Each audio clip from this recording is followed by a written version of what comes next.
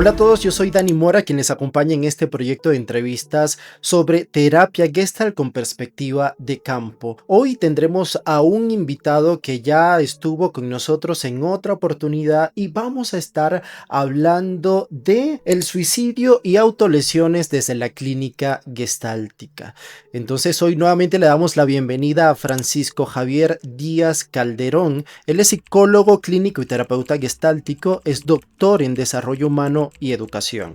Es presidente de la Asociación de Psicoterapia Humanista Integrativa del Noroeste. Es docente y conferencista internacional en países como España, Panamá, Ecuador, Colombia, Guatemala, Costa Rica, Estados Unidos, Perú y México. Es docente en diversas universidades a nivel de licenciatura y de posgrado. Así que nuevamente sigamos reflexionando sobre estos temas que son tan comunes en la práctica clínica actual. Que disfruten de esta entrevista.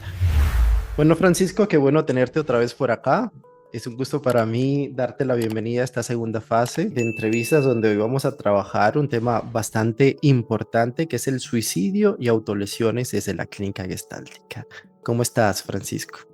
Muy bien, muy bien. Gracias por la invitación, Dani. Qué bueno que me hayas dado la oportunidad de entrevistarte de nuevo. Así que comenzamos con esta primera pregunta y es, ¿cuáles son las características básicas de las pautas, tendencias o comportamientos suicidas? Y mira que lo pongo así porque en tu artículo, pautas, tendencias o comportamientos suicidas aparecen como sinónimo. ¿Es así? Sí, yo lo manejo de esa manera. En la clínica, en el modelo clínico que se apega más hacia los modelos cognitivo-conductuales, la categoría que se utiliza son conductas suicidas. Eso. Y como conductas, pero aquí hay algo interesante porque como conductas suicidas se refiere incluso a los procesos cognitivos o mentales o Mm, emocionales, entonces cubre todo el espectro. Entonces, a mí me parece de repente más adecuado llamarle pautas porque finalmente a veces puede ser confuso porque alguien que tiene una ideación suicida pasiva, ahorita les voy a explicar algunas diferencias, dice, yo no tengo un comportamiento suicida porque nunca he intentado suicidarme, pero claro, dentro de la categoría técnica engloba todo eso. ¿Ok? es. Entonces prefiero utilizar conceptos como pautas o tendencias que puedan incluir los aspectos emocionales y mentales que no necesariamente hayan tenido una manifestación conductual. ¿Sí? Ujú. Bien, Francisco, ¿y cuáles son las características básicas que engloba este comportamiento o conducta suicida? Es muy complejo y es muy variado, ¿no? Mm, Yo creo que la incidencia de la conducta suicida o de las manifestaciones suicidas se ha incrementado considerablemente en el mundo en, mm, en la última década, yo creo. Pero creo que el tema de la pandemia disparó considerablemente la incidencia en cuanto a conductas suicidas o tendencias suicidas. ¿Qué es lo que lo caracteriza desde mi punto de vista? El punto central que caracteriza al comportamiento suicida es la frustración. mm, Para mí es digamos, una frustración en exceso y lo combino con dos experiencias que me parecen importantes, la impotencia, ¿sí? Y luego la frustración hasta la desolación. ¿Sí? mm, Esas tres categorías me parecen fundamentales para comprender la conducta suicida. ¿Ok? mm. Mira que también leyendo el artículo me di cuenta que usas también algo que creo que psicológicamente se nombra en todas las corrientes y es el vacío, la desesperanza, la incertidumbre y la pérdida de sentido, ¿no? Claro, sí, yo creo que para mí el punto más importante de la conducta suicida, bueno, no solo de la conducta suicida, sino de la depresión. Mm, La gente piensa que la depresión es tristeza, pero en realidad la depresión es más bien desesperanza, porque la tristeza está más ligada hacia el duelo y la melancolía y la desesperanza está más ligado hacia la depresión. Entonces, en muchos momentos hay una confusión y la gente está triste y considera que está deprimida, pero no.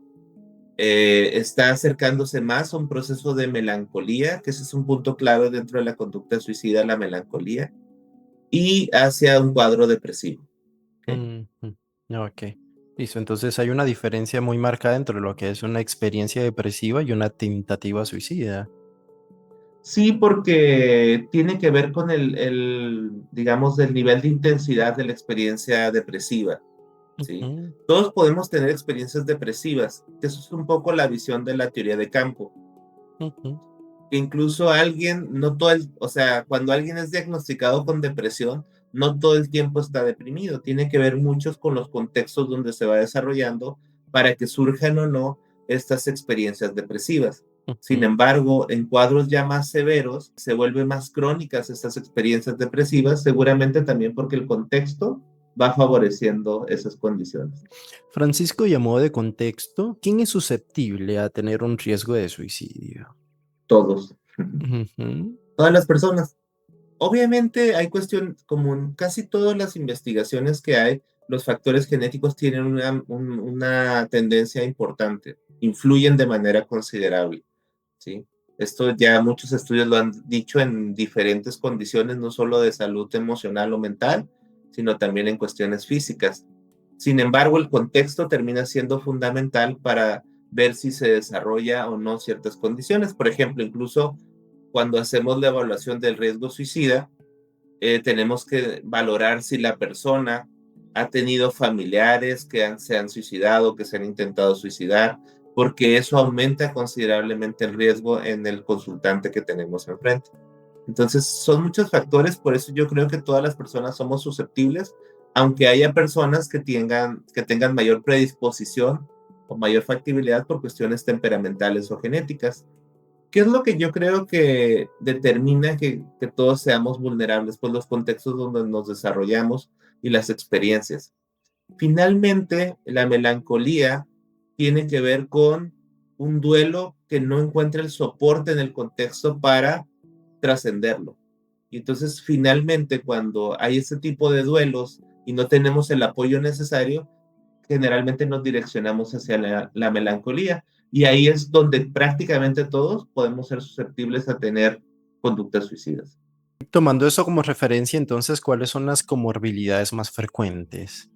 ¿Sí? Tomando como referencia de que todos podemos tener ese riesgo, pero ¿cuáles son las comorbilidades más frecuentes? Claro. Las comorbilidades más, obviamente es la depresión mayor, ¿sí? Sería uno de los factores importantes. Y algunos trastornos de personalidad, como por ejemplo el trastorno borderline o límite, sería uno Ujú, de los más importantes con comorbilidad. ujú, También la esquizofrenia o bipolaridad podrían ser uno de los que tienen muchas comorbilidades. En cuanto a los intentos suicidas, también los trastornos histriónicos de la personalidad podrían desarrollar ese tipo de conductas. Y otra comorbilidad que puede ser frecuente también es el trastorno narcisista. Ante ujú, situaciones donde se colapsa como el proyecto, la figura, puede haber como estos factores. ujú. También haces referencia en el texto a la adicción, al trauma, ¿cierto? Claro, en el tema de adicciones es muy común. ¿Sí? Sobre todo cuando ya llegan a un nivel de dependencia severa. Hay tres niveles de dependencia en las adicciones: dependencia inicial, media y grave o avanzada. Generalmente entre la dependencia media y avanzada pueden aparecer conductas suicidas por el deterioro psicosocial que va teniendo la persona. Y Ujú, obviamente en el trauma, sobre todo, por ejemplo, en el tema del abuso sexual también, yo lo he visto mucho en adolescentes ujú, y en niños que van teniendo un abuso sexual prolongado, es decir, por un tiempo considerable, o que siguen conviviendo con el agresor. ujú. Ahí también veo que aparece mucho la conducta suicida. Francisco, ¿desde qué edad se puede presentar la conducta suicida? De cualquier edad, o sea, Ujú, digo, en niños muy pequeños es muy poco probable, pero ahora ha aumentado la incidencia considerablemente en niños. Otro tema también, que otra comorbilidad importante serían personas que desarrollan cuadros depresivos por la exclusión social. O sea, que son minorías, que reciben discriminación, por ejemplo, en personas transgénero se presenta mucho riesgo de suicida también. ujú. A ver, Francisco, y por ahí hablabas del espectro, ¿no? Del comportamiento suicida. ¿Quieres hablarnos de eso antes de entrar al tema fundamental que es la terapia Gestalt y la conducta suicida? Pues el espectro es muy variable. Básicamente lo que podemos empezar son varias clasificaciones. Primero una donde hay algo que se llama, técnicamente se denomina ideación suicida pasiva, ¿ok? Ujú, Que es lo que casi el común de la gente alguna vez ha vivido en su vida. que es, no me quiero suicidar, pero ojalá me pasara algo que me desapareciera, ¿no? Ujú. ¿Ok? Yo también eso le llamo fantasía suicida, porque no es que tú lo quieras hacer, pero te gustaría que te pasara algo que terminara con todo, ¿no? Entonces, ese es el inicio, digamos, de los procesos. Luego viene la ideación suicida, que es que tú pienses en la posibilidad de terminar con tu vida ante ciertos momentos de frustración Claro. o de malestar emocional. Después viene ya una ideación suicida más constante, ¿ok? Que se vuelve recurrente. Y después viene una planeación suicida, es decir, que Ujú. tú empiezas a desarrollar planes organizados de cómo lo harías, ¿ok? Y después viene el intento suicida de baja letalidad, que son intentos suicidas que difícilmente van a consumar el acto. Y después vienen los intentos suicidas de alta letalidad, cuando ya la posibilidad de que se consume el suicidio es bastante alta, ¿ok? Ujú. Bien, interesante tenerlo allí como referencia, ¿no? Y cuando ya hay una planificación de algún acto, o por lo menos la persona ya está investigando las formas, ¿qué hacemos como clínicos? Yo creo que lo que tenemos que evaluar, ya sea por tu experiencia clínica, por algunos tamizajes, evaluar el riesgo suicida. Nunca hay que minimizar ni siquiera la fantasía suicida. Siempre hay que ver cuál es el contexto en donde se está desarrollando la persona, cuál es el nivel de depresión, por ejemplo, que está manejando, ¿ok? Porque eso podría ser un detonante para que se acentuara la conducta suicida. Y también evaluar la posibilidad de acompañamiento farmacológico, es decir, canalizar con un psiquiatra para que valore la necesidad de algún tipo de medicación para regular el estado de ánimo o la impulsividad suicida también, que puede ser un factor en algunos cuadros, por ejemplo, como en el borderline o en la bipolaridad. Francisco, ¿estás de acuerdo con la hospitalización? Sí, claro, depende del nivel de Mm, riesgo. claro. Yo creo que yo lo que he visto en la supervisión y en el trabajo con muchos terapeutas es que a la mayoría de la gente, tanto a los psiquiatras como a los psicólogos, les asusta el tema por las implicaciones que puede tener a nivel legal, a nivel emocional. Entonces, muchos terapeutas canalizan a los pacientes cuando el paciente manifiesta de manera clara una intención suicida.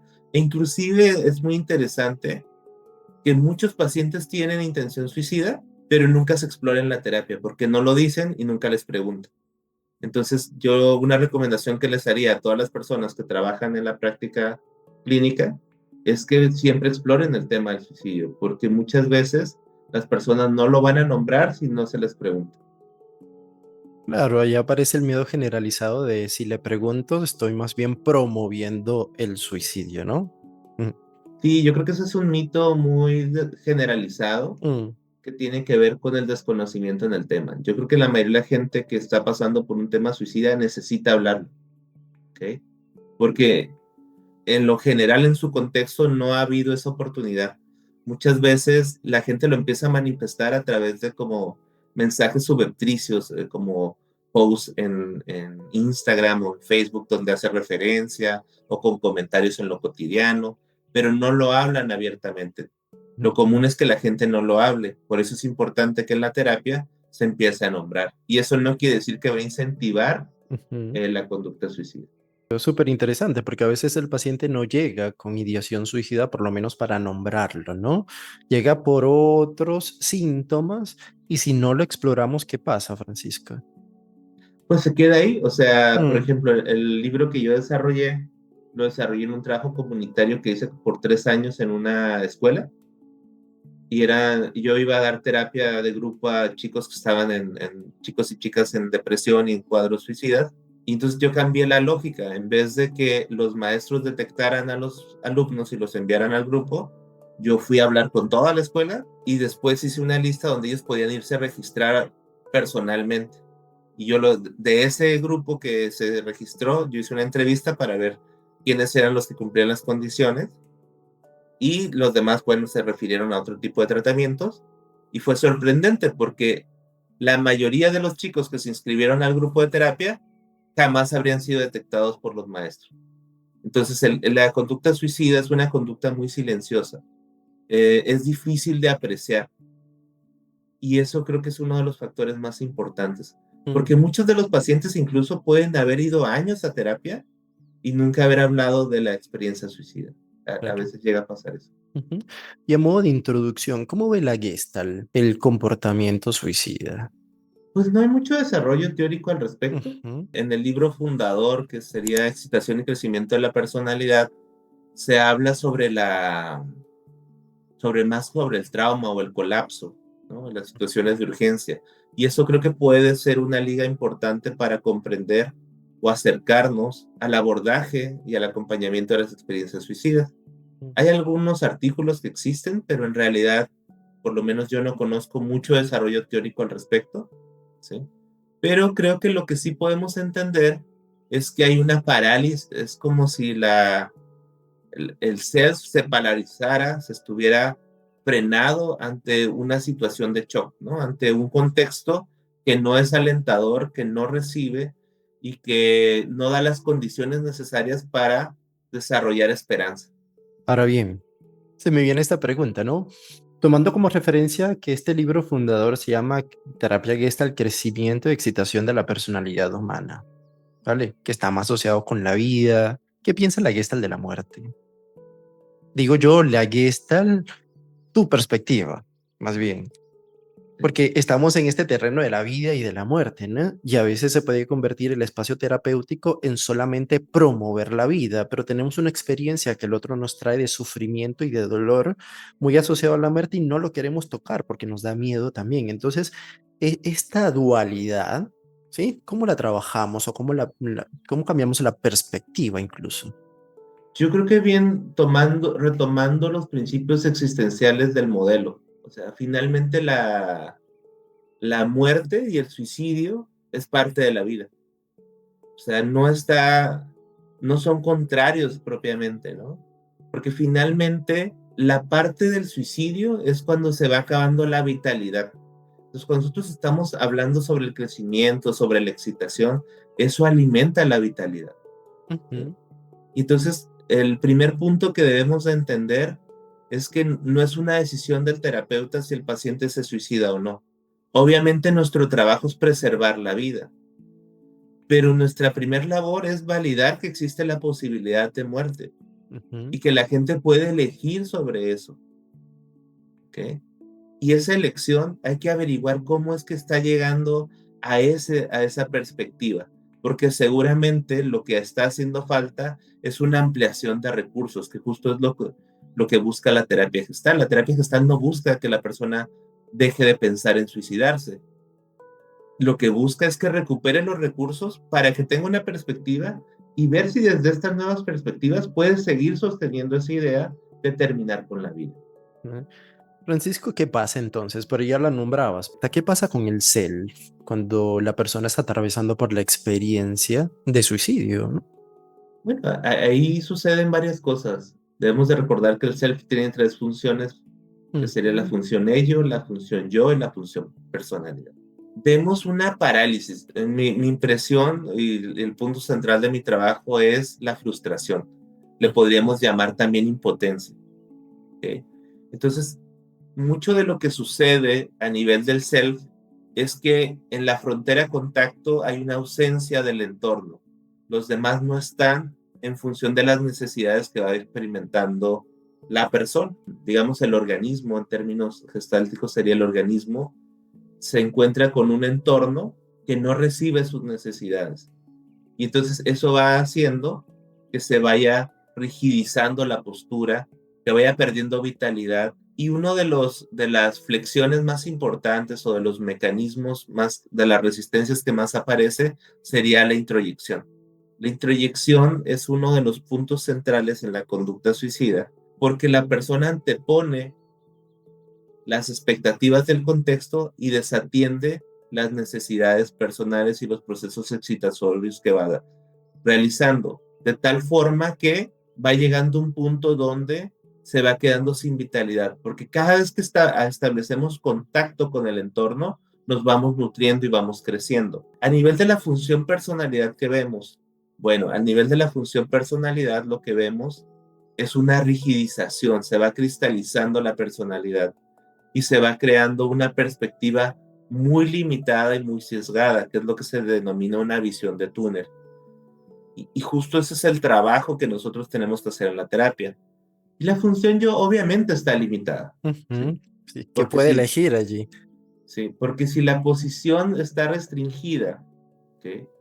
Y la función ello está contenida por el introyecto, digamos, cuando vemos la famosa curva de contacto, vemos que cada una de las flexiones va apareciendo en las fases que se va desarrollando. Y el primer tope que encuentra el self es el introyecto.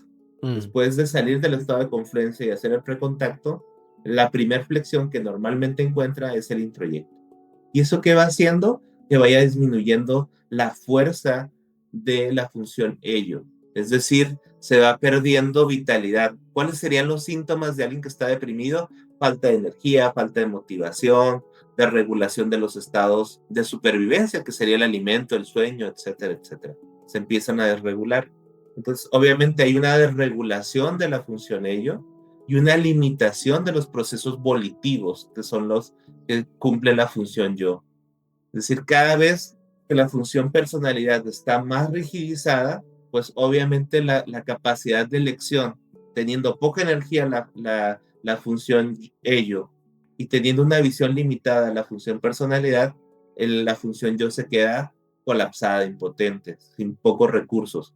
Y generalmente sin la capacidad de apreciar los recursos que existen en el contexto, Ujú. se queda en una experiencia descontextualizada o anacrónica, que por eso es que muchas veces el trauma tiene mucha incidencia en la experiencia suicida, porque la percepción de la realidad o del contexto está en función de esa historia de ese momento y se sigue generalizando aunque el contexto vaya cambiando. Y hablando de esto, ¿no? Afirmas en el artículo que la figura dentro de la tendencia suicida está difusa, afectando el proceso de percepción y de awareness. De acuerdo con esto, entonces, ¿cómo es el proceso de formación figura-fondo en estas experiencias? Es complejo porque nuevamente lo que vemos es que se priorizan las expectativas y las necesidades ajenas. Hay expectativas de un entorno, pero ese entorno no te apoya para que se cumplan. Y ese entorno no te toma en cuenta para que tú cubras tus necesidades. Por eso es que la figura es difusa, porque en realidad incluso mucha gente tiene la expectativa de que cuando logre el introyecto va a ser feliz y se va a sentir satisfecho. Y no sucede eso. Y eso es una de las causas también de la conducta suicida, que por más que te esfuerces y cumplas las expectativas o los introyectos, la experiencia no es gratificante. Se vuelve mucho más complicada cuando ni siquiera alcanzas el estándar y te vas sintiendo descontextualizado. Durkheim lo dice, y creo que el libro de Durkheim es el mejor libro sobre suicidio, un libro que se escribió hace muchísimos años, y dice que el suicidio es una conducta anómica. ¿Y qué es la anomia? Bueno, es una imposibilidad de alcanzar el estándar de la sociedad. Y es una conducta transgresora para decir, yo no puedo jugar en esta sociedad y mejor me retiro. Ujú. ¿Y qué queda siempre en el fondo? Yo sé que cada caso es particular, claro está, ¿no? Pero en este proceso de formación de figura, ¿qué es lo que está latente allí en el fondo? Yo creo que lo que está latente es la vitalidad, o sea, un Ujú, montón de experiencias, pero que no pueden emerger porque están obstaculizadas por las expectativas, por los introyectos, ujú, por la falta de apoyo. O sea, yo creo que finalmente la conducta suicida se caracteriza mayormente por una falta de apoyo del contexto del entorno. Y mm, entonces lo que hay ahí es un montón de cosas y hay mucha vitalidad. Por eso debemos de ser muy cuidadosos cuando nos acercamos al abordaje, porque si nosotros nos precipitamos y ponemos mucha intensidad, se libera todo eso que hay en la función ello y a veces esa energía, en lugar de regularse para que la persona salga del estado depresivo y empiece a funcionar, le da la fuerza para que tenga el impulso de suicidarse. Por eso ujú. siempre el inicio del trabajo terapéutico tiene que ser muy pausado, con una baja intensidad en el acompañamiento, para que no haya una desregulación de la función ello y eso impulse la conducta suicida. porque lo que hay en el fondo es un montón de energía contenida. Y bueno, también afirmas que la tendencia suicida es una disfunción de los procesos de ajuste creativo, ¿no? ¿Qué pasa Sí. también con este ajuste creativo? El ajuste lo dividimos en dos áreas, el ajuste y la creación. Entonces, hay una disfunción porque ya puede ser, o sea, generalmente la conducta suicida inicia cuando el organismo se ajusta demasiado al entorno y va perdiendo la creatividad. Y al perder la creatividad, pierde la excitación y la vitalidad. Y entonces eso va conduciendo a un estado depresivo, con base en los introyectos y muchos otros momentos. Pero también cuando hay una ruptura de eso y el organismo se vuelve excesivamente creativo y ya no se puede ajustar, ahí también hay un riesgo suicida. Por ejemplo, lo podemos ver en el trastorno borderline. En el trastorno borderline o el trastorno límite de personalidad hay una ruptura del ajuste. La gente está más excesivamente creativa y le falta más ajuste. Al no sentirse ajustada, al no sentirse parte del contexto, ahí está este sufrimiento que conduce a la posibilidad de terminar con la vida. En las adicciones también podemos ver ese punto. Muchas veces la adicción inicia por temas de ansiedad, por depresión, por exclusión social, y la adicción comienza muchas veces en los adolescentes y en los niños como una forma de formar parte de un contexto, de ajustarse. Pero llega un punto donde empieza a desregularse y en vez de estar ajustado llega a un nivel de desajuste muy grande, una pauta excesivamente creativa, ¿sí? Y eso mismo conduce a que la gente se sienta excluida y decida terminar con la vida. Entonces, cuando hay exceso de ajuste, lo que vamos a ver es que, ¿cómo conduce eso a la experiencia suicida? Restando vitalidad. ¿Okay? Y cuando hay excesivamente creatividad, el organismo es excesivamente creativo, hay una experiencia de exclusión, de no sentirse parte, y eso genera desesperanza y también conduce a la conducta suicida. Claro. También señalas que la tendencia suicida se crea a través de un campo restringido donde existe una fuerte tensión y parálisis en la frontera contacto, ¿sí? Para esto sería también interesante, que lo has nombrado bastante, pero ¿cómo es el campo de una persona que atraviesa por esta situación? El campo tiene que ver también con la manera en que percibimos el entorno. ¿Sí? No solo es lo que está disponible, sino lo que podemos alcanzar a ver. ¿Sí? Eso también define el campo. Esos son procesos perceptuales. Y entonces, en el trabajo terapéutico nos damos cuenta que aunque tú como terapeuta seas muy activo, en un inicio el consultante o la persona le va a costar mucho trabajo ver ese recurso, porque ya ha aprendido a lidiar en un entorno donde no había ese apoyo, donde había una parálisis. Porque incluso muchas de las personas que tienen experiencias suicidas, la familia les dice, pues si te estamos apoyando, si siempre estamos contigo. Y es muy confuso y genera mucha culpa. ¿Por qué si la gente me quiere y me apoya, yo me quiero suicidar? Porque la gente te quiere y te apoya de la manera que ellos creen que es correcta, no de la manera en que tú necesitas. No hay un proceso de contacto, ¿ok? Entonces, esa imposibilidad de contacto hace que no te nutras de la vitalidad y que no vayas viendo un panorama más amplio, ¿ok? Entonces, cuando nosotros vamos trabajando en esa perspectiva, ¿cómo veremos el campo? Pues es un campo restringido. Puede ser que, no que sea un campo de ausencia, es decir, que no haya en el entorno con quién establecer un contacto profundo, o sea, porque está ausente físicamente, pero también hay otro tipo de ausencias emocionales o también hay dinámicas donde los otros aniquilan tus necesidades y eso no posibilita el establecimiento de contacto. Pues cuando tú recurrentemente te expones a este tipo de contexto o de entorno, lo que va sucediendo en la frontera de contacto es una tensión y una parálisis y te va colapsando. Cada vez se te van acabando los recursos hasta que te das cuenta que ya no cuentas con la vitalidad necesaria para seguir en la vida.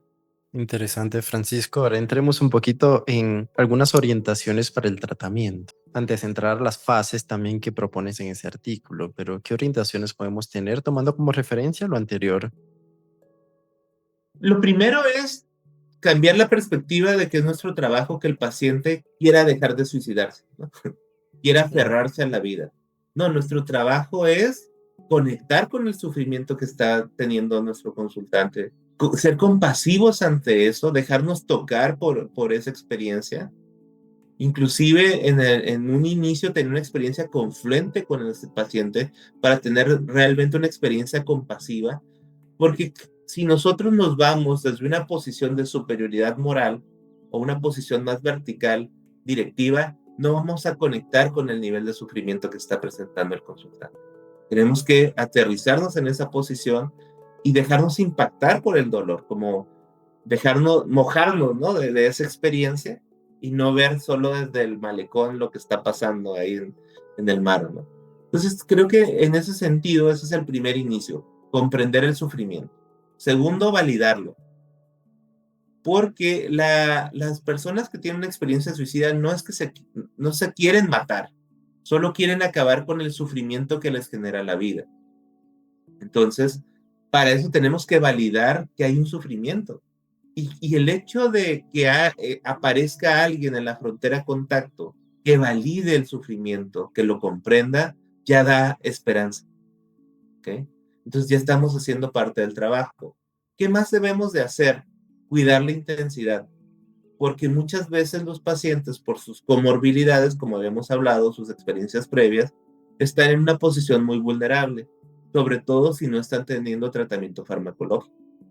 Inclusive cuando tienen tratamiento farmacológico debemos analizar cuál es la farmacología que les están dando, porque no siempre la farmacología es adecuada. Incluso hay algunos medicamentos antidepresivos que pueden ser detonantes de la conducta suicida. Muchas veces el paciente va y dice que está deprimido, va a un médico general o inclusive con un psiquiatra, pero no se explora la conducta suicida y les dan ciertos medicamentos antidepresivos que pueden ser un trigger o un detonante para la conducta suicida. Bueno, Francisco, tú en estas orientaciones haces referencia, por ejemplo, el comprender el sufrimiento que produce la vida. Por ejemplo, ¿no? ¿Cómo nos podemos acercar a la comprensión de esto? Yo creo que desde una dimensión estética. ¿Qué es la dimensión estética? Bueno, una dimensión sensible. Tal vez yo no he vivido las experiencias que está viviendo la persona que tengo enfrente, que tiene un nivel de sufrimiento intenso, pero he vivido otro tipo de experiencias. Y entonces, a través de un proceso de resonancia, puedo empezar a conectar con las propias experiencias que yo he vivido y puedo empezar a dimensionar y comprender no solo cognitivamente, sino desde una manera más sensible la experiencia que tiene el consultante de enfrente.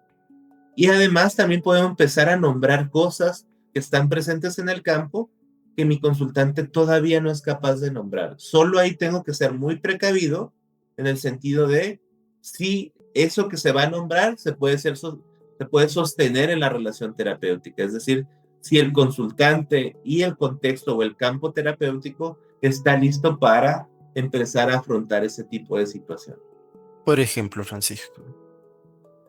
Por ejemplo, hablemos del tema del abuso. ¿Ok? Mm, ujú. Muchas veces en este tipo de sufrimientos aparece un abuso sexual, un duelo muy profundo, experiencias de humillación o de vergüenza o traumáticas. Y a veces corporalmente como terapeuta, cuando tienes ya esta pericia para acercarte de una manera más sensible o estética, lo puedes detectar rápidamente, pero tienes que ser muy mesurado para no nombrarlo, porque nombrarlo en ese momento puede ser retraumatizante y también detonante mucha excitación que pueda generar una desregulación que pueda conducir a una conducta suicida consumada. Ahí también haces referencia a que el terapeuta buscará comprender la petición que existe en el síntoma presente, ¿no? Claro, o sea, ¿qué le quiere decir la persona al mundo con esto que le pasa? Ujú. Por eso yo le llamo, mi libro se llama La última llamada en la frontera, porque es cuando alguien se quiere suicidar, está llamándole a los otros, pero no ha encontrado la forma o el canal indicado para dar el mensaje claro y empieza a hacerlo a través de una serie de señales. Siempre que alguien se quiere suicidar, da señales, pero son señales muy Ujú. subertricias que si tú no pones excesiva atención, es difícil que las detectes. Otra de las orientaciones que colocas es aceptar al paciente en las condiciones actuales.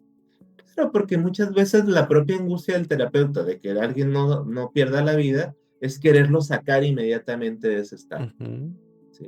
Y eso es contraproducente, porque le sigues confirmando que lo más relevante es la expectativa de los otros y no la experiencia que tiene él como persona, ¿no? Como organismo. Entonces, yo creo que nuestro trabajo es comprender y validar la experiencia y ayudarle a que amplíe la perspectiva. Obviamente, si vemos que hay un alto nivel de riesgo, buscaremos estrategias que siempre preserven la vida. Y también, por ejemplo, cuando estamos haciendo un trabajo de diagnóstico clínico y vemos que hay varias comorbilidades, siempre la conducta suicida tiene que ser el primer foco de atención. ¿Por qué? Porque es la que pone en riesgo la vida del consultante. ¿Ok? Mm. También haces referencia a superar el estado de soledad involuntaria. Claro. Yo utilizo un concepto ahí que es la desolación. Y la desolación significa que no te dé el sol, ¿no? O sea, que es el aislamiento. Inclusive en el estado de ánimo es importante que te dé el sol, o sea, que salgas al contexto para que puedas empezar a ver el panorama.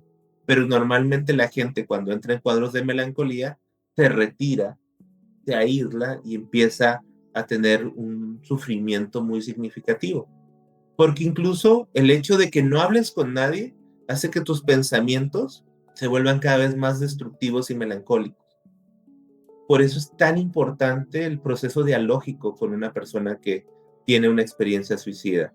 Porque al hablar, ni siquiera al escuchar, al hablar se va dando cuenta que cosas que en su cabeza tenían demasiado sentido, al compartirlas ya pierden ese sentido. Entonces, lo que debemos de cuidar mucho es que salte esa soledad involuntaria. ¿Qué es la soledad involuntaria? Cuando no te sientes comprendido. Porque incluso no quiere decir que la gente no esté ahí para ti. Puede que esté para ti, pero no te comprenda y entonces eso genera un estado de soledad involuntaria. Y eso a veces puede ser mucho más frustrante porque sucede lo que te decía hace un momento. Dices, si tengo todo, ¿por qué me quiero suicidar? Bueno, aparentemente tienes todo, pero no tienes lo que necesitas, que es diferente. Bien, y al final también haces referencia a co-crear momentos de belleza para alcanzar la creatividad. Claro, algo que yo creo que en la terapia necesitamos comprender más es que la terapia generalmente lo doloroso, lo difícil, lo queremos poner en una categoría aparte, ¿no? Como si quisiéramos de repente que no existiera o que se fuera muy rápido. Y lo doloroso, lo feo, lo traumático, es parte de la vida. Y hay que encontrar una belleza y un sentido a eso. Y finalmente, cuando nosotros nos profundizamos en eso, vamos dándonos cuenta que hay una belleza porque a partir de esas experiencias tan dolorosas y tan difíciles es que emerge la compasión, la hermandad y Mm, la solidaridad. Es como en el arte. Hay obras muy bonitas y hay obras que son muy intensas, como las ujú. del expresionismo, ¿no? Que son muy intensas y para alguna gente le parecen grotescas. Pero si tú comprendes y conectas con eso, vas a encontrar una belleza muy profunda en esas obras que aparentemente son muy feas. Y lo mismo sucede en la terapia. Tenemos que empezar a profundizar en los temas que son incómodos, porque ese es un lugar seguro donde vamos a descubrir muchas cosas de nosotros mismos. No solo el paciente, sino también el terapeuta. Nosotros como terapeutas también nos sentimos acompañados, también sentimos la intención de contacto con nuestros consultantes cuando emergen estos momentos difíciles. Ahí haces referencia, o me llamaron mucho la atención dos pasajes importantes, ¿no? Que es aniquilar el dolor pone en riesgo al organismo, produciendo insensibilidad y creando un estado patológico, ¿no? Todo el tema de la aniquilación del dolor. Y el otro pasaje es la contemplación terapéutica o el lenguaje poético son formas estéticas de responder ante la belleza del dolor ajeno. Me pareció hermoso y quería también introducirlo acá. Pero ¿nos puedes hablar un poquito del lenguaje poético y la contemplación terapéutica? ¿Sí? Lenguaje poético es algo que propone, desde mi punto de vista, Paul Goodman, porque no sé exactamente quién propuso qué en el libro, pero en el PHG que se le llama, ¿no? Este libro fundador, ahí aparece un capítulo donde se habla sobre el lenguaje poético. A mí en lo particular siempre me ha gustado la poesía y el lenguaje poético porque rompe con el lenguaje lógico, ¿ok? Sobre todo me encanta la obra de Gastón Bachelard que hace una poética sobre todo, ¿no? Sobre el fuego, sobre el agua, sobre... Y además es uno de los creadores del método científico, ¿no? De los mayores desarrolladores. Y tú dices, ¿cómo alguien que es poeta puede participar en el método científico tradicional? Bueno, cuestionándolo y abriendo otras posibilidades. Entonces, yo creo que el lenguaje poético lo que hace es que rompe el lenguaje neurótico. El lenguaje neurótico es repetitivo, está estructurado, tiene una lógica, tiene una intensidad, pero cuando nosotros nos acercamos a la experiencia sensible, emergen palabras poéticas. Porque luego la gente me dice, es que yo no sé hacer poesía. No, es algo humano, porque cuando tú te acercas ante algo que es intenso, emocionalmente surgen palabras que están más allá de lo lógico. Porque inclusive cuando los pacientes te cuentan eventos traumáticos, a veces está tan estructurado que te lo cuentan, pero te lo cuentan sin ninguna emoción, un discurso muy plano. Pero cuando tú introduces en el campo esa sensibilidad y lo manifiestas a través del lenguaje poético, aparece una reactivación de la excitación en el campo y el paciente puede empezar a conectar de una forma distinta. ¿Por qué? Porque sus mecanismos neuróticos no están operando porque no conocen esa lógica. Digamos que entra algo que rompe el sistema y ya no sabe cómo operar y entonces se abre más la función ello y la función yo disponible ante esa novedad, ¿no? Y ahí vemos que finalmente el lenguaje poético es algo que abre una posibilidad y ahí lo interesante es cómo agrede el organismo, en este caso el consultante, a la experiencia para profundizar y hacerla propia. Muy lindo lo que planteas, Francisco. Ahora, también haces referencia a 5 fases en el acompañamiento terapéutico. ¿Podría desarrollar un poquito estas 5 fases? Sí, ¿me ayudas a nombrarlas? Nada Sí, sí, más para claro, tenerlas acá como las referencia. tengo. Ok, Fase uno, construyendo un refugio de esperanza. ok. La primera fase lo que yo veo es que cuando el paciente llega en esas condiciones, todo el mundo le dice que no se suicide, ¿no? O sea, lo que quieren hacer es quitarle la idea, pero nadie sabe o nadie se da la tarea de decir, pues, ¿qué te pasa? ¿No? O sea, nada más trata de ser feliz, échale ganas, disfruta la vida, pero no te dicen, ¿por qué te sientes así? ¿Qué está pasando que estás sufriendo tanto? ¿Me explico? No hay esa aproximación. Y creo que es muy difícil que cuando tú ves a alguien que amas pasar por ese tipo de sufrimiento, puedas comprenderlo. Lo que quieres es quitarle el sufrimiento inmediatamente. Totalmente. Y entonces nuestro trabajo es construir un refugio ahí. Es decir, aquí se vale sufrir, ¿no? Se vale quererse morir. Incluso el tener el cuestionamiento si vale o no vale la pena vivir, si el suicidio es la mejor posibilidad, es válido. No incentivarlo, pero sí validarlo. ¿Ok? Porque a lo que mencionabas hace rato de la aniquilación del dolor es justo eso, es, no pasa nada, estás muy bien y tienes todo esto para ser feliz. Eso es la aniquilación del dolor. Entonces, Ujú. en este espacio nosotros evitaríamos acercarnos de esa manera. ¿Sí? Sobre todo cuando el clínico, para desencartarse de la situación, lo envía inmediatamente al psiquiatra, ¿no? Esa es otra Claro. forma también de aniquilar el dolor, O al ¿no? internamiento del psiquiatra, o sea, hacemos esta ruta, ¿no? El psicólogo lo manda al psiquiatra y el psiquiatra al internamiento. Y ahí no se comprende la vivencia y la experiencia por la cual está atravesando el otro. Está una fase 2, que es el arco iris de la experiencia. Ok. Es como cuando tienes un duelo. La gente al principio el duelo es desgarrador, pero conforme lo va nombrando y se va procesando, el duelo va teniendo otro tipo de momentos porque recuerdas cosas bonitas, recuerdas cosas chistosas, recuerdas cosas que te enojan incluso, y entonces se va ampliando la experiencia. En el tema del suicidio también pasa lo mismo, porque el paciente llega con una visión de túnel y una mirada muy restringida de la realidad.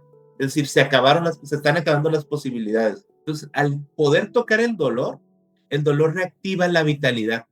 Y al tocar el dolor y encontrar estas experiencias de compasión, de solidaridad, de belleza, el paciente empieza a ver otras cosas. Ojo, no es que eso le quite inmediatamente la intención suicida, pero empieza a ver otras posibilidades. ¿Sí? Yo creo que dentro del proceso las primeras 10 sesiones son muy complicadas, porque todo lo que hace el terapeuta, el paciente no lo logra recibir hasta que aprende a confiar. Pero conforme vamos profundizando y vamos en un ritmo pausado, respetando el ritmo del consultante o de la consultante, vamos logrando que vaya encontrando este arco iris, o sea, que vaya encontrando una manifestación y un panorama más amplio. Has nombrado algo sumamente interesante que es que el dolor activa la vitalidad. Y parece muy paradójico, ¿no? Sí, porque es como cuando tú tienes una anestesia. La anestesia te inhibe el dolor, Ujú. pero también te inhibe la vitalidad. No lo sientes, está apagado. ¿Cómo sabes que se acabó la anestesia? Con el dolor. Entonces, el dolor es una señal de que ya se acabó la anestesia, pero también de que hay posibilidades de sentir una caricia. Qué importante eso.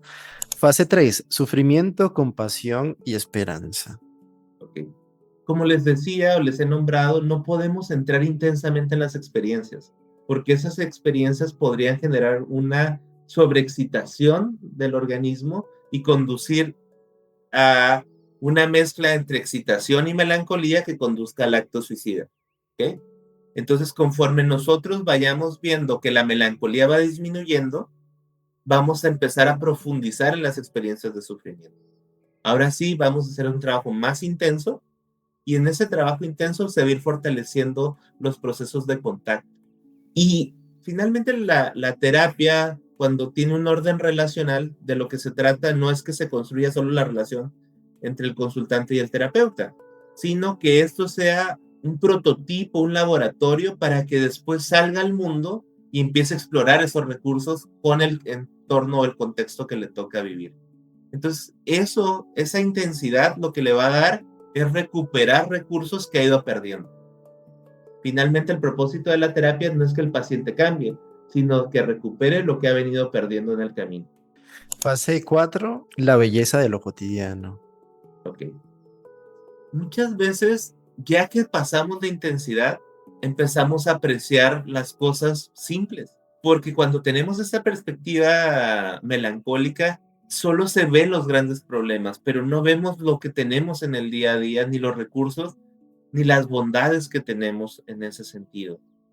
Entonces, en gran medida, como la gente nos decía antes, que éramos muy privilegiados y no veíamos y no podíamos ser felices, en esta etapa ahora sí, ya que se ha profundizado en el dolor, que se ha validado la experiencia, ahora sí decirle, abre los ojos, abre la ventana y ve qué hay alrededor. Pero ya en este fase, no en el inicio, porque si en el inicio le decimos eso, es algo profundamente injusto, porque no tiene los recursos Mm. ni la perspectiva para poder apreciar esto. Pero en esta dimensión ya lo tiene, porque ya ha habido un trabajo previo con todo el dolor. Y ya vamos a empezarle a dar un valor significativo a lo cotidiano, porque si no caeríamos otra vez en que la vida tiene sentido solo hasta que logras cosas trascendentes. No, la Mm. vida tiene sentido en el día a día y en los trayectos que tienes para alcanzar esas metas. Y como última fase planteas la prevención de las recaídas con unas polaridades, ¿no? Que es desesperanza, experiencia anacrónica y repetición. Y por otro lado, esperanza, experiencia contemporánea y posibilidades. ¿Ok? Sí, algo que sucede cuando tenemos experiencias depresivas, sobre todo de orden mayor, o ideaciones suicidas intensas, es que hay un desgaste del sistema nervioso que nos pone más vulnerables. Entonces es muy probable que haya cuadros recidivantes, es decir, que regresen estas experiencias. Por eso es importante que cuando alguien ha tenido una experiencia suicida significativa, pues se mantenga en terapia por la mayor parte del tiempo posible, ¿sí? Tal vez no con la misma frecuencia, pero sí que se mantenga en terapia, porque es muy factible las recaídas, porque además, como habíamos hablado, puede haber elementos genéticos que predispongan también estos cuadros depresivos o esta tendencia suicida. Y entonces ahí debemos de cuidar mucho. Cuando la persona empieza a entrar en esas polaridades anacrónicas, es decir, regresarse a contextos anteriores o a campos anteriores donde se ha desarrollado, ¿sí? Donde empieza a repetir los patrones viejos, empieza a rigidizar y empieza a desarrollar desesperanza, pues ahí tenemos un patrón para inmediatamente entrar y enriquecer el campo para que no se quede en esa perspectiva. Y ese es nuestro trabajo constante. Entonces, para ir cerrando, ¿qué aportar como terapeuta a ese campo que ha estado tan restringido? Yo creo que espontaneidad y cuidado. Espontaneidad en el sentido de que si tú te quitas el miedo y te acercas poniendo tu humanidad para comprender la humanidad del otro, el sufrimiento que tiene el otro, ahí estamos haciendo un gran paso. Y segundo, entrar con cuidado, porque no voy a poner por encima mi espontaneidad, por encima de la vida ni la seguridad de mi consultante. Entonces creo que hacer este balance, decir, pongo mi persona, mi humanidad, pongo Mm. la piel en la terapia, es fundamental para eso, para que haya una comprensión y una conexión desde el inicio, aunque inclusive para el consultante sea difícil de asimilar rápidamente a nivel cognitivo, pero a nivel sensorial y somático va a haber más esa resonancia y eso es lo que va a hacer que el paciente regrese a la siguiente consulta y a las siguientes, Ujú. aunque de inicio siga teniendo el mismo discurso de desesperanza.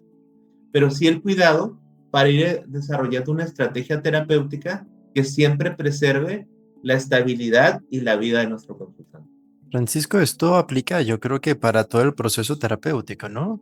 Pero ¿cómo ayudamos a ampliar la mirada a un nuevo horizonte en ese proceso terapéutico, tomando como referencia que fuera del consultorio no estoy yo y que fuera del consultorio está toda la deprivación de vínculos de todo tipo, ¿no? ¿Qué hacemos con eso? Porque a veces el paciente dice, muy bueno lo que vamos creando acá, pero yo regreso a ese entorno doloroso. Yo creo que es parte del trabajo contextual. Sí regresa a ese entorno doloroso, pero no es lo único que hay. Y entonces yo lo que invito a los pacientes es pon atención a lo que sientes aquí y a cómo reaccionas a lo que pasa aquí en el proceso terapéutico para que veas allá afuera cómo se empieza a manifestar eso. Porque muchas veces sí hay más recursos, o sea, tal vez sientes esa restricción en tu pareja, en tu trabajo, en tu familia, pero con amigos, con vecinos, con otras personas tienes otro tipo de experiencias. Entonces, poco a poco se empieza a enriquecer este parámetro. Y yo creo que finalmente lo esperanzador es, aunque no lo logres afuera, lo estás logrando con alguien. Y eso quiere decir que es posible.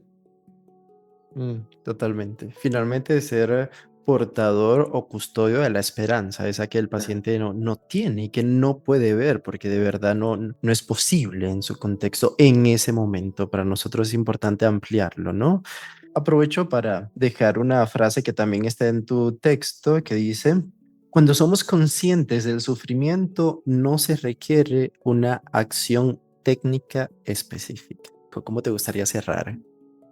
Pues yo creo que primero superando los prejuicios y los temores que tenemos sobre la conducta y asumiendo que todos en algún momento hemos sentido esa desesperanza y en algún momento hemos querido desaparecer. Creo que cuando nosotros como personas, como terapeutas, comprendemos en profundidad nuestro propio sufrimiento, podemos acercarnos de manera más humana y compasiva al sufrimiento de alguien más y validar que esa es una posibilidad, ¿sí? Ujú. Pero es una posibilidad, no es la posibilidad, es una posibilidad. Y que nuestro trabajo es ayudar al paciente a construir más posibilidades. Y no porque nos las vamos a inventar, sino porque ya están presentes, pero no se pueden percibir, ¿sí? Y esa es realmente la capacidad creativa de la terapia. La creación es la capacidad de darle un nuevo sentido a lo que está ahí siempre. Y en ese sentido es donde buscamos que el terapeuta y el consultante crean algo artístico, es decir, crean una obra de arte de la relación, porque desde una percepción limitada traen elementos novedosos y le dan un nuevo giro creativo a la percepción y a la experiencia. Yo que le invitaría a todos, pues que nos dejemos sentir el dolor, que podamos conectar con el dolor, que entendamos que el sufrimiento tiene que ver con la soledad y mientras Ujú. estemos acompañados, trascenderemos el sufrimiento y nos quedaremos en el dolor. Y en el Ujú. dolor se pueden construir cosas lindas. Francisco, ahora estoy pensando que estamos cerrando y me gustaría por lo menos mencionar algo relacionado con las autolesiones, ¿no? Porque bueno, hablamos del suicidio y demás y las autolesiones son parte, pero ¿qué son las autolesiones? Las autolesiones son un proceso diferente a la conducta suicida. Generalmente se relacionan o lo aparejan por la parte agresiva, ¿no? Mm. Pero la autolesión se conduce más hacia un proceso de retroflexión, Ujú. demasiada excitación de la función ello y una imposibilidad de enfrentar el entorno. Entonces, Ujú. eso genera cuadros retroflexivos porque muchas veces la autolesión es una forma de mostrarle al entorno, que la agresión iba para el entorno, pero que finalmente se sostuvo y se fue hacia el propio organismo, ¿no? Lo que debemos de ver ahí es que también hay muchos sentidos o funciones de la autolesión, pero generalmente lo que veríamos es una forma de regulación de la frustración, Ujú, ¿sí? Como un acto de retroflexión. Cuando se apareja a la conducta suicida, hay algo que se llama conducta autolesiva automatizada con intención suicida. Es decir, llega un punto donde ese desgaste de estar sosteniendo toda esa energía o esa excitación en la frontera de contacto desgasta mucho al organismo y lo lleva a un cuadro melancólico. Y ahí ujú, una de las diferencias que vemos es que la autolesión ya no es superficial, sino es profunda y ujú, muchas veces, a veces no tiene un contexto de frustración. O sea, no es que hubo un conflicto y viene la autolesión, que generalmente las autolesiones se presentan así, ujú. sino que de repente de la nada alguien llega y se hace un corte más profundo. Interesante. Bueno, Francisco, muchísimas gracias por nuevamente ser parte de este proyecto. No, gracias a ti, y pues siempre es una oportunidad de conversar contigo, es un gusto y también llegar a más personas que puedan conocer Mm, la perspectiva y el trabajo que he venido haciendo y también que puedan enriquecerse y desarrollar sus propias ideas y sus propias teorías al respecto. claro que sí, Francisco, un gusto y nos vemos en otra oportunidad. Bueno, un abrazo. Saludos. Chao.